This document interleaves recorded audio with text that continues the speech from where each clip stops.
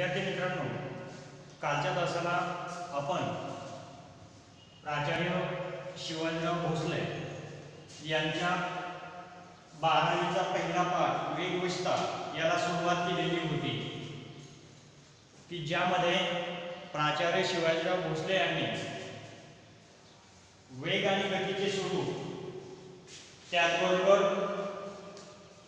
या पाठामध्ये प्राचार्य शिवाजीराव भोसले यांनी आजच्या काळामध्ये वाहनांची गरज आहे हे नक्कीच ठीक आहे. प्राचार्य शिवाजीराव भोसले यांनीही याला मान्यता दिलेली आहे की आजच्या काळामध्ये वाहनांची गरज आपल्याला नक्कीच आहे. मात्र फक्त प्रतिष्ठेची कर्ज काढून वाहने घेणे व नको तितक्या वेगाने वाहने चालवण्याच्या या मनुष्याच्या प्रवृत्तीवर लेखकाने या पाठाच्या माध्यमातून टीका केलेली आपल्याला पाहायला मिळते. विचारांची गती जी आहे, ही विचारांची गती जर प्राप्त झाली तर त्या ठिकाणी नक्कीच प्रगती होते. प्राचार्य शिवाजीराव भोसले हेही तत्वज्ञानी होते.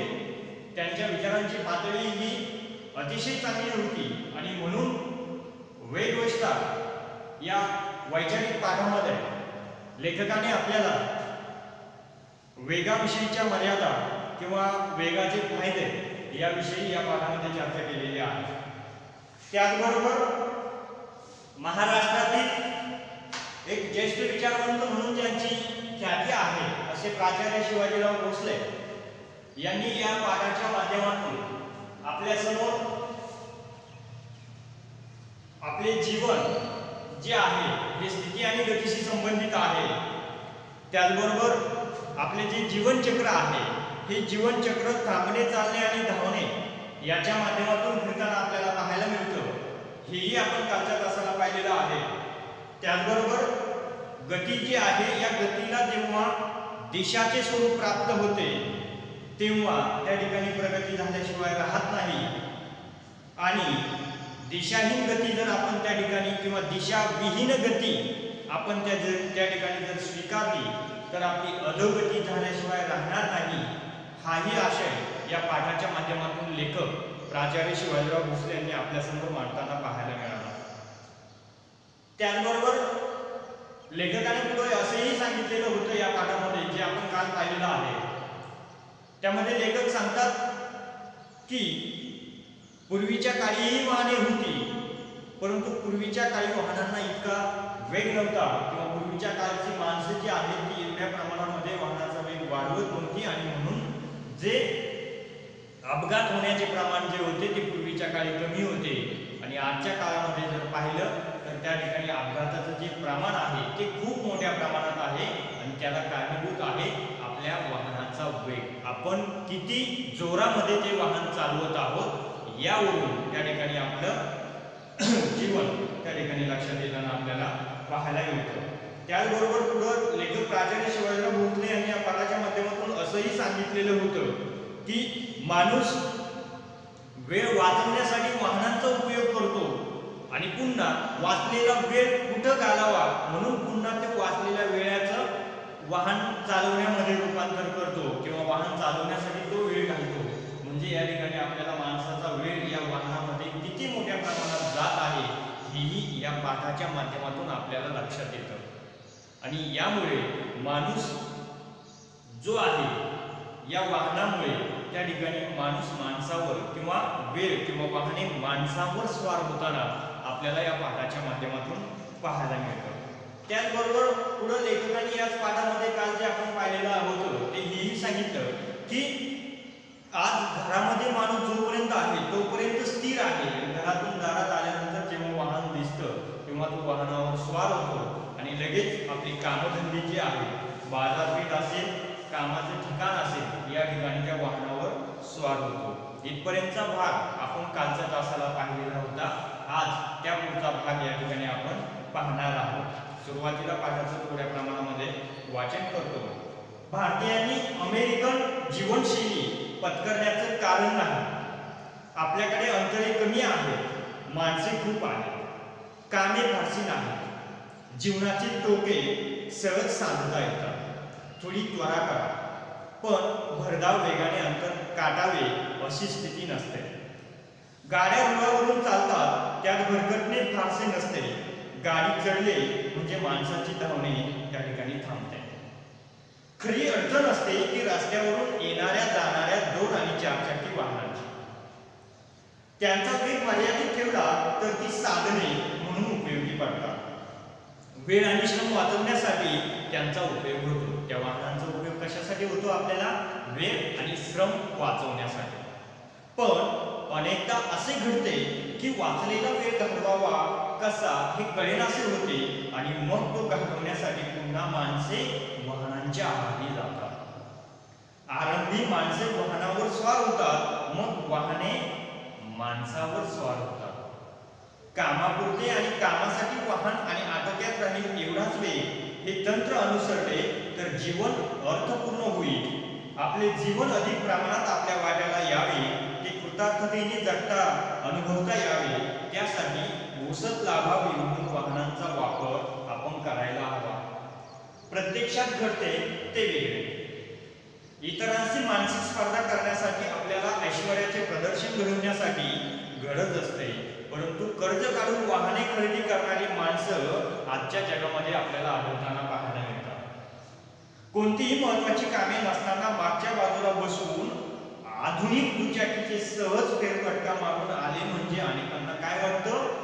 बरं वाटतं. आणि म्हणून त्यासाठी आजच्या काळामध्ये लोक बऱ्याच प्रमाणामध्ये वाहनांचा उपयोग करताना आपल्याला पाहायला मिळतं. परंतु लेखक त्यापुढे जाऊन काय म्हणतात? पण आहेच वाहन तर 4-6 मैलावरचे एखादे निसर्गरम्य स्थान किंवा मंदिर पाहण्यासाठी ही माणसे का जात नाही, असाही प्रश्न लेखकाने या ठिकाणी उपस्थित केलेला आहे. एखादा लक्ष्मी रोड, महात्मा गांधी मार्ग किंवा जिंगली महाराज रस्ताच का पसंत केला जातो?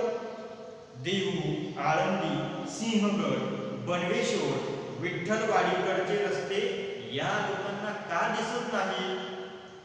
वाई, सातारा, फलटण, कराड अशा गावी वाहनांची एवढी निकड आहे का?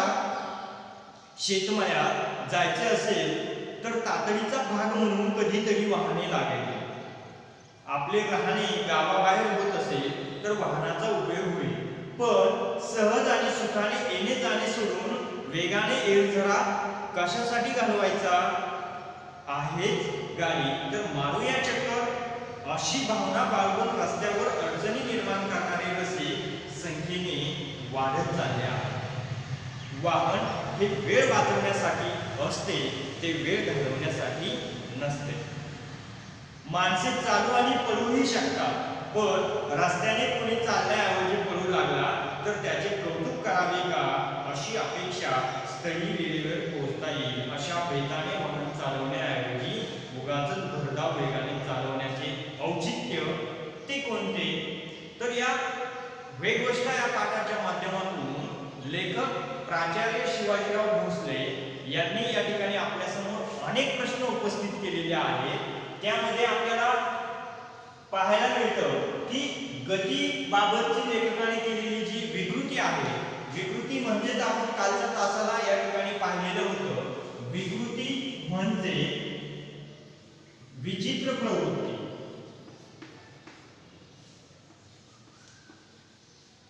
विकृती म्हणजे काय? तर विचित्र प्रवृत्ती हे आपण कालच्या तासाला पाहिलेलं होतं. मग गतीबाबत लेखकाने वर्णिलेली जी विकृती आहे ती म्हणजे कोणती? आजच्या कालखंडामध्ये मानव एक अप्रमाण वेगाला प्रमाण आहे का त्या ठिकाणी? नाही. आजच्या काळामध्ये बोलतोय, आजच्या काळामध्ये वेगाला अजिबात प्रमाण नाही आणि म्हणून अपघाताची जी संख्या आहे, माणूस त्या ठिकाणी या वाहनावर स्वार झाल्यामुळे वाहनही नंतरच्या कालखंडामध्ये या अप्रमाण वेगामुळे त्या ठिकाणी स्वार होताना पाहायला मिळत आहे. त्याचबरोबर दुसरी विकृती आहे अवास्तव. यामुळे माणसाला त्या ठिकाणी माणसं वाहनावर स्वार होताना पाहायला मिळतात आणि त्यामुळे त्याचा धोका माणसांना जास्त प्रमाणात आहे.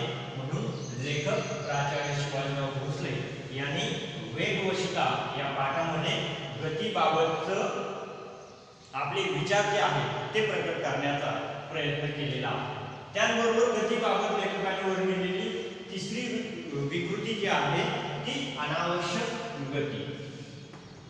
या अनावश्यक गतीच्या माध्यमातून लेखक प्राचार्य शिवाजीराव भोसले यांना हेच सांगायचं आहे की ज्या ठिकाणी गतीने वाहन चालवण्याचा उपयोग नाही किंवा चालवण्याची आवश्यकता नाही अशाही ठिकाणी मानव आज मोठ्या प्रमाणामध्ये त्या वाहनाचा वेग वाढवत आहे आणि त्यामुळे माणूस त्या ठिकाणी वाया कुठेतरी किंवा एक कुठेतरी वेगळ्या प्रवाहामध्ये चाललेला आपल्याला किंवा लेखकाला त्या ठिकाणी पाहायला मिळतो. त्याचबरोबर पुढेही लेखकांनी सांगितलेलं आहे ते आता आपण पाहिलेलं आहे त्यामध्ये की लेखकाने सांगितलेली वाहन खरेदीची जी कारणं आहेत ही कारणं ही लेखकाने सांगितलेली आहेत. मग ती कोणती? तर लेखक या ठिकाणी सांगतात की इतरांशी मानसिक स्पर्धा करण्यासाठी आज लेखक सांगतात की इतरांशी मानसिक स्पर्धा करण्यासाठी आज मानव या वाहनाचा उपयोग करू लागलेला आहे आणि त्यामुळे आज मानव कुठेतरी भरकटलेला आहे असंही लेखकाला या ठिकाणी सांगण्याचा प्रयत्न केलेला आहे की कशामुळे इतरांशी मानसिक स्पर्धा करण्यासाठी. उदाहरण सांगतो त्याच्यामध्ये की खेडेगावामध्ये किंवा बऱ्याच ठिकाणी शहरी भाग म्हणा खेडेगाव म्हणा या ठिकाणी होतं काय की बरेच जण काय म्हणतात असं की हा याने गाडी घेतली ना मग माझीही गाडी त्यापेक्षा अतिशय चांगली पाहिजे आणि म्हणून या ठिकाणी आपल्याला असं सांगायचं आहे की लेखकाने असं सांगण्याचा प्रयत्न केलेला आहे की इतरांनी गाडी घेतलेली आहे किंवा इतरांनी वाहन घेतलेलं आहे आणि म्हणून मी पण वाहन घेणार आहे. माझ्या शेजारच्यानी वाहन घेतलेलं आहे आणि म्हणून मी पण वाहन घेणार आहे. म्हणून लेखक सांगतात की इतरांशी मानसिक स्पर्धा करण्यासाठी तुम्ही त्या ठिकाणी वाहन खरेदी करू नका. परंतु आजच्या कालखंडामध्ये या पाठाच्या माध्यमातून पुन्हा लेखकाने तेच सांगण्याचा प्रयत्न केलेला आहे की मानव का वाहन खरेदी करत आहे तर इतरांशी मानसिक स्पर्धा त्याला करायची आहे आणि म्हणून तो वाहन खरेदी करत आहे. त्याचबरोबर वाहन खरेदी करण्याचं दुसरं एक कारण या ठिकाणी आपल्याला पाहायला मिळतं की आपल्या ऐश्वर्याचे प्रदर्शन करण्यासाठी. लेखकाने या पाठाच्या माध्यमातून आपल्याला हेही सांगितलेलं आहे किंवा उदाहरणार्थ तेही सांगतो बऱ्याच माणसांना काय असतं पैसा असतो पुरेसा आणि त्यामुळे काय असतं की माझ्याकडे पैसा आहे त्याच्यापेक्षा माझ्याकडे जास्त पैसा आहे आणि म्हणून त्याच्यापेक्षाही माझ्याकडे जास्त वाहने हवी जास्त साधनं हवी आणि म्हणून तो काय करतो आपल्या स्वतःच्या ऐश्वर्याचं प्रदर्शन करण्यासाठी त्या ठिकाणी काय करत असतो वाहने खरेदी करत असतो आणि वाहनं खरेदी केल्यानंतर मग त्याच्यावर स्वार होण्याचा प्रयत्न करतो म्हणजे तो वाहन चालवण्याचा आणि त्यामध्ये इतरांनी वाहन फास्ट आपल्या शेजारच्याने रस्त्यावरून चालतात त्याने वाहन फास्ट चालवलं किंवा जोरामध्ये चालवलं मग मी का चालू नको अशा बऱ्याचशा कल्पना किंवा मानसिकता या माणसांची होते आणि म्हणून रस्त्यावरून चालताना ही माणसं त्या ठिकाणी हळू चालत नाही आणि त्याचा परिणाम अपघातामध्ये होताना आपल्याला बऱ्याच वेळेस पाहायला मिळतो आणि म्हणून या ठिकाणी लेखकाने तेच सांगण्याचा या वेगवेगळ्या पाठाच्या माध्यमातून केलेला आहे की आपल्या ऐश्वर्याचे प्रदर्शन करण्यासाठी काही माणसं वाहने खरेदी करतात परंतु असं त्या ठिकाणी करू नका. आपणच त्या ठिकाणी या वाहनांवर स्वार होतो आणि नंतर हीच वाहनं आपण जर वेग मर्यादित ठेवला नाही तर आपल्यावर स्वार होतात. ही या पाठाच्या माध्यमातून लेखक प्राचार्य शिवाजीराव भोसले यांनी आपल्याला सांगण्याचा प्रयत्न केलेला आहे. पुढे लेखकाने सांगितलेलं आहे भारतीयांनी अमेरिकन जीवनशैली पत्करण्याचा प्रयत्न करण्याचं अजिबात कारण नाही. आता आपण काय करतो मोबाईल आहे जे आधुनिक साधनं आता आलेली आहेत त्यामध्ये मोबाईल किंवा इंटरनेट वगैरे कॉम्प्युटर याच्या माध्यमातून आपण काय करतो इतर देशांचं अनुकरण करण्याचा प्रयत्न करतो. ज्या पद्धतीने आपण इतरांचं किंवा आपल्या शेजारच्याचं अनुकरण करण्याचा प्रयत्न करून वाहन खरेदी करतो त्याच पद्धतीने आणखी एक संकल्पना या ठिकाणी लेखकाने मांडलेली आहे की आपण इतर देशांचं अनुकरण करण्याचा प्रयत्न करतो.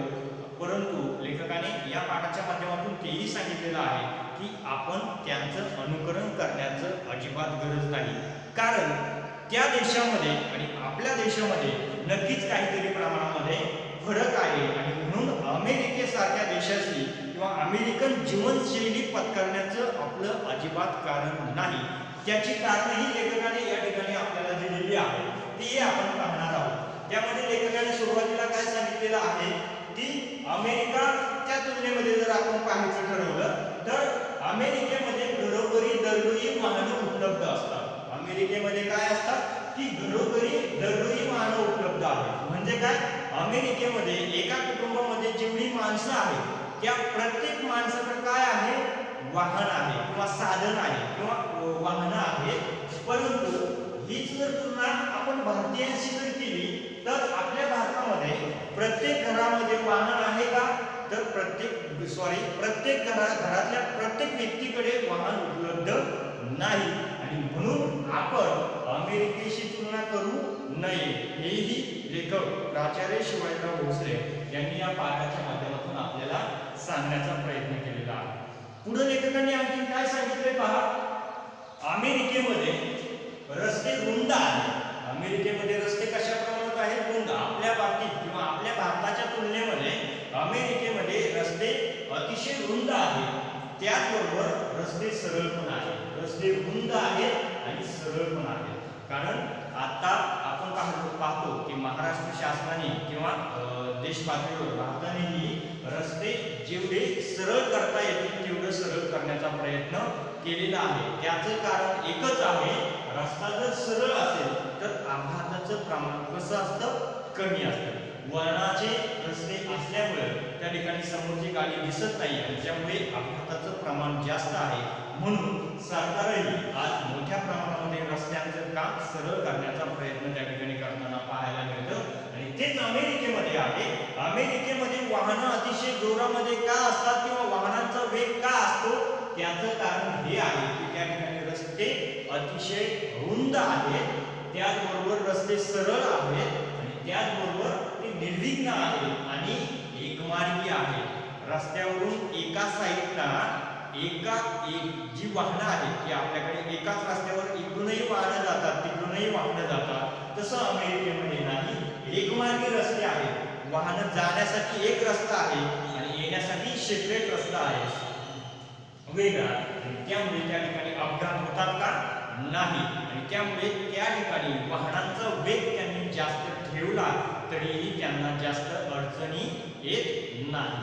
त्यानंतर भारताशी त्या बाबतीत तुलना जर केली रस्त्यांच्या बाबतीमध्ये तर आपल्या इथं किंवा आपल्या भारतामध्ये सतत रस्त्यावरून प्रवास करण्याची गरज नाही. सतत रस्त्यावरून प्रवास करण्याची गरज आपल्या भारतामध्ये नाही. कारण मुंबईसारखे विस्तीर्ण नगर गाड्यांनी सांधलेले असते, म्हणून गाड्या त्या ठिकाणी रुळावरून चालतात आणि त्यात भरकटणे फारसे नसते. आपण माणसं गाडीमध्ये चढलो म्हणजे आपला प्रवास किंवा आपले धावण्याचे ते त्या ठिकाणी थांबताना पाहायला मिळतात. म्हणून सतत रस्त्यावरून आपल्या वाहनामध्ये प्रवास करण्याची गरज नसते. वाहनामध्ये चढलं म्हणजे आपला जो वेग आहे किंवा आपलं जे धावणं आहे ते त्या ठिकाणी थांबलेलं पाहायला मिळतं. त्यानंतर पुढे आले 100 मैलांचे अंतर. यामध्ये लेखक प्राचार्य शिवाजीराव भोसले यांना हे सांगायचं आहे की अमेरिकेसारख्या देशामध्ये जर एखादा माणूस घरापासून कार्यालयामध्ये जर त्याला जायचं असेल किंवा कार्यालयामधून बाजारपेठेमध्ये जर त्याला जायचं असेल तर त्या ठिकाणी एका ठिकाणापासून दुसऱ्या ठिकाणचं अंतर सरासरी 100 मैलांचं असतं. आणि म्हणून हे अंतर काढण्यासाठी किंवा या एका ठिकाणावरून दुसऱ्या ठिकाणी अमेरिकेमधील माणसांना पोहोचण्यासाठी सरासरी 100 मैलांचं अंतर असतं. आणि हे गाठण्यासाठी त्यांना कशाची गरज असते, वाहनांची गरज असते. आणि वाहनं त्या ठिकाणी जोरात का चालवतात, त्याचं कारण हे आहे की त्या ठिकाणचे रस्ते रुंद आहेत, सरळ आहेत, एकमार्गी आहेत आणि त्यामुळे त्या ठिकाणी अपघात होत नाही. त्याचंच उलट आहे. भारताचं जर लक्षात घेतलं की आपल्या घरापासून आपल्या कार्यालयाचं, आपल्या गावातील बाजारपेठेचं अंतर जे आहे ते अतिशय कमी आहे आणि परिणामी आपल्या इथं रस्ते वळणाचे आहेत, एकमार्गी नाही आणि त्यामुळे अपघाताचं प्रमाणही जास्त आहे. त्यानंतर पुढचं आहे शेवटचं, अमेरिकेमध्ये ते अंतर जे आहे या 100 मैलांचं अंतर गाठण्यासाठी जवळीक साधण्यासाठी दूरवर जावं लागतं आणि त्यामुळे त्यांना वाहनांची गरज असते. त्या पद्धतीने आपल्याकडे वाहनांची गरज कमी आहे कारण आपल्याला ज्या ठिकाणी ज्या कार्यालयामध्ये जायचं आहे त्या कार्यालयाचं अंतर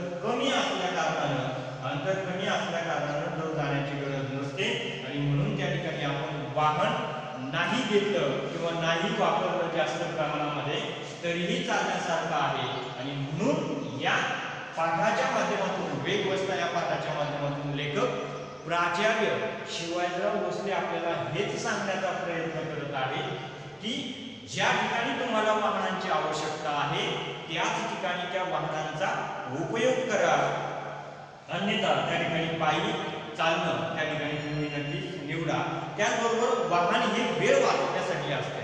लेखक प्राचार्य शिवाजीराव भोसले यांनी हे पण सांगितलेलं आहे की वाहन कशासाठी असते, वाहन वेळ वाचवण्यासाठी असते. आणि हा वेळ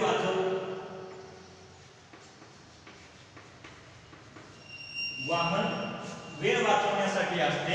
आणि म्हणून हा वेळ वाचवण्यासाठी किंवा तो त्या हे जे वाक्य आहे ते त्यांनी का उच्चारलेलं आहे, लेखकाने काय सांगितलेलं आहे, वाहन वेळ वाचवण्यासाठी असते.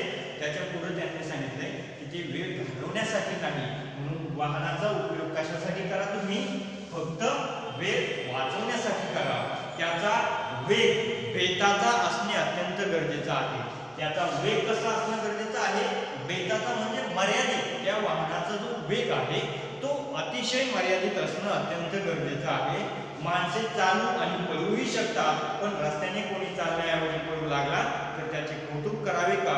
अपेक्षित स्थळी वेळेवर पोहोचता येईल अशा बेताने वाहने चालवण्याऐवजी उगाचच भरधाव वेगाने ती वाहने चालवण्याचे औचित्य त्या ठिकाणी साधू नये, असंही लेखकाने या ठिकाणी सांगण्याचा प्रयत्न केलेला आहे. वाहनाचा वेग वाढला म्हणजे त्याच्यावरचा ताबा आपला काय होतो, कमी होतो. बऱ्याच ठिकाणी तुम्ही बातम्यामध्ये वाचता वाहनावरचा वाहन चालवण्याचा ताबा ड्रायव्हरचा सुटल्या कारणाने वाहन रस्त्याच्या कडेच्या झाडावर जाऊन आदळले. म्हणजे सांगण्याचा या ठिकाणी काय उद्देश आहे की वाहनाचा जो वेग आहे तो वाहनाचा वेग मर्यादित जर असेल तर तुमच्या वाहनाचा अपघात होणार नाही. तुम्ही ज्या ठिकाणी जाण्याचा प्रयत्न करत आहात त्या ठिकाणी अतिशय सुरक्षित पोहोचू शकता. का तर तुमच्या वाहनाचा जर वेग मर्यादित असेल तरच. वाहनाचा वेग वाढला म्हणजे त्याच्यावरचा ताबा कमी होतो. पुढचे वाहन मागे टाकून पुढे जाण्याच्या हव्यासामुळे अनेक वेळा काय होतात, अपघात होतात. रात्रीच्या वेळी विलक्षण वेगाने धावणारी गाडी ही रातराणी म्हटली जाते. रात्रीच्या वेळी आता बऱ्याचशा एसटी डेपो मध्ये पहा रातराणी नावाच्या बसेस आहेत. मग त्यांना रातराणी का म्हटलेलं आहे की रात्रीच्या वेळी त्या एक विलक्षण वेगामध्ये त्या ठिकाणी धावण्याचा प्रयत्न करत असतात. आणि रात्री भरधाव वेगाने प्रवास करून पार पाडावी तेवढी महत्वाची कामे दरवेळी असतात का, तर अजिबात नाही. लेखकाने हेही सांगितलेलं आहे की रात्री आपण एकदम जोरात चालतो किंवा आणि जोरात चालतात, मग इतकी पण तुमची महत्वाची कामं असतात का रात्री, तर तेही एक शक्यता त्यांनी दर्शवलेली आहे की प्रत्येक वेळेस असतातच असे नाही. म्हणून त्या वाहनाचा वेग जो आहे तो मर्यादित ठेवणे अत्यंत गरजेचं आहे. वाहनाचा वेग अनिवार्य झाला तर चित्ताची वेगळता वाढते. काय सांगितलं लेखकाने, वाहनाचा वेग अनिवार्य झाला तर चित्ताची वेगळता वाढते.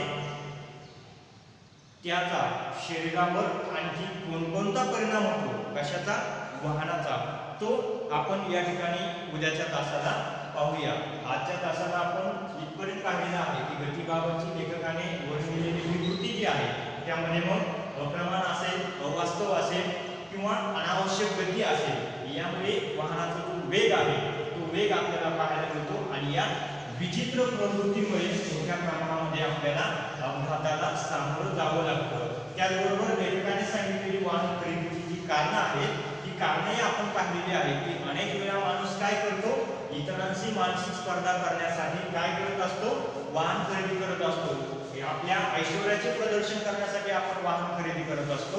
आणि त्यानंतरचा भाग पाहिला अमेरिका आणि भारताची तुलना जर आपण केली तर अमेरिकेमध्ये घरातील कुटुंबातील प्रत्येक व्यक्तीकडे काय असतं, वाहन उपलब्ध असतं. परंतु भारतातील व्यक्तींकडे कुटुंबामध्ये प्रत्येकाकडे वाहन उपलब्ध नसतं. त्याचबरोबर अमेरिकेमध्ये रस्ते सरळ निर्विघ्न आणि एकमार्गी असतात, त्यामुळे त्या ठिकाणी त्यांनी वाहन जोरात चालवलं तरीही त्याचा काहीसा फारसा फरक पडत नाही.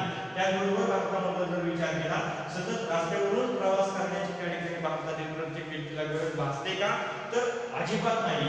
अमेरिकेमध्ये जवळपास आपल्या ऑफिसचं अंतर जे आहे ते 100 मैलांचं असतं, परंतु भारतामध्ये हे अंतर अतिशय कमी असतं. आणि अमेरिकेमध्ये हे अंतर जास्त असतं. त्या कारणाने त्यांनी वाहनं जोरामध्ये चालवली तरीही चालतात. अशा पद्धतीने आजचा या पाठामध्ये प्राचार्य शिवाजीराव भोसले यांनी वेगाविषयी किंवा वेगवस्था या पाठामध्ये जे सांगितलेलं आहे तो काहीसा भाग आपण पाहिलेला आहे. उरलेला भाग आपण उद्याच्या तासाला पाहूया. धन्यवाद.